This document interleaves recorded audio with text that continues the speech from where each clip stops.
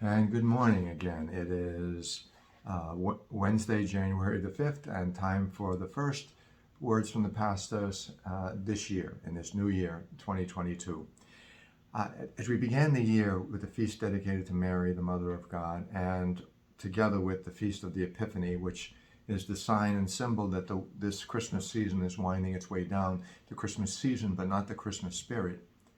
We look ahead to what this month has to offer, and while it offers many things, at the end of the month for us as Salesians, it offers us to celebrate the feast of our founder, St. John Bosco.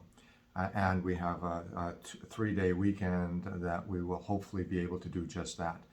But at the beginning of this month, I thought I would share with you one of the fruits of his charism, of his spirit, and the reason why we do what we do as Salesians, to you to understand and to appreciate the strength and the power and the hope that it gives us that the best is yet to come. Because if there's anything as we approach this new year, if we don't approach it with a sense of hope, with a sense of optimism, then we've already lost the battle. We need to approach it that the best is yet to come for all of us, and to put behind us all the negative things and to fill our lives with the hope and the optimism that the Christmas spirit has reinforced within us, and that we need to hang on to and magnify in everything that we say and do throughout this new year. I'd like to talk with us about a young man named Sean Devereux. Sean Devereux was a young man, a graduate of our schools, of our institute in England, who felt compelled after his time with the Salesians to do something for the less fortunate. He applied to the United Nations International Children's Emergency Fund. He'd already spent 5 years working for UNICEF, and so he wanted to do something more than just in the background. He wanted to be in the front lines. He remembers, Sean's father remembers his son saying this. He said, "Well, my heart beats," he told his dad. "I have to do what I can. That is, help those who are less fortunate." In a letter he sent to his parents, the UN General at that time, Dr. Boutros Ghali, said, "In adverse and even dangerous circumstances, Sean showed complete dedication in his work. His colleagues admired his energy, his courage, and his compassion. He was an exemplary staff member and gave his life serving others." He died in 1993, on January 2nd of 1993. He was shot to death while delivering food to the starving and to the homeless and to the hungry children in Somalia. There's a bridge that is dedicated to him, the bridge over the River Juba. And it might sound like the movie The Bridge Over the River Kwai, but it's certainly not. It's a different hero, a different place, but at the same time focused on the hero, this Sean Devereux. Certainly bearing the fruits of the efforts of the Salesian and the charism of the Salesian family, optimism and hope, and for the young, and especially those in need, especially those who are poor. He looked around and he saw that the poorest of the poor, where they were, and he decided to go there. He started out in Liberia, and when Liberia had to shut down, when they had to shut down all the schools in Liberia because of civil war there, he went to Sierra Leone. In Sierra Leone, he was asked to go to Somalia, and it was there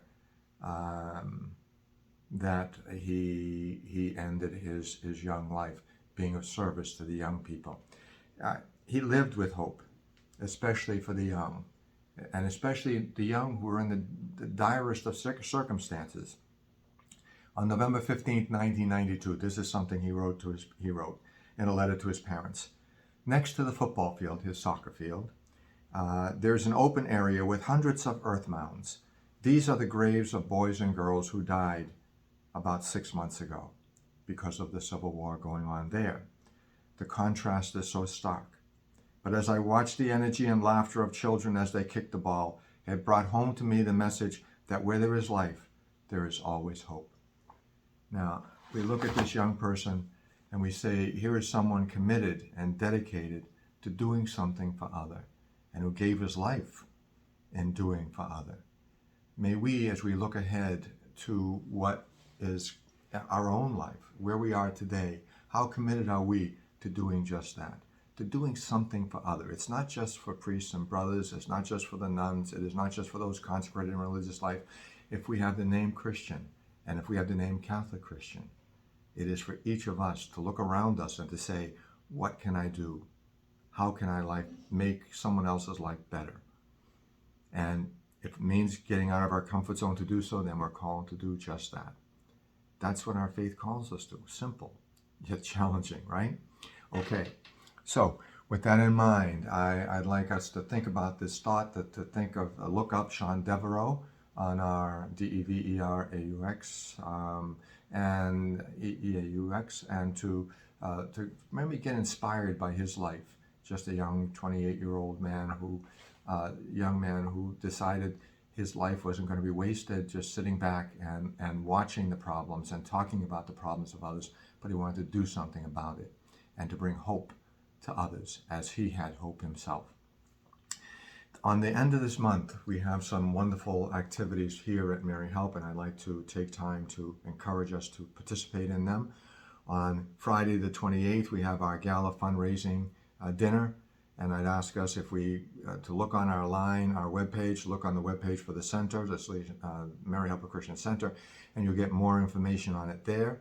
But also to think about joining us for that meeting, but not just for the meal, but the fundraising aspect to supporting the different ministries that we are engaged in here. Okay, and all of that will be explained at length as we go on during the course of this month.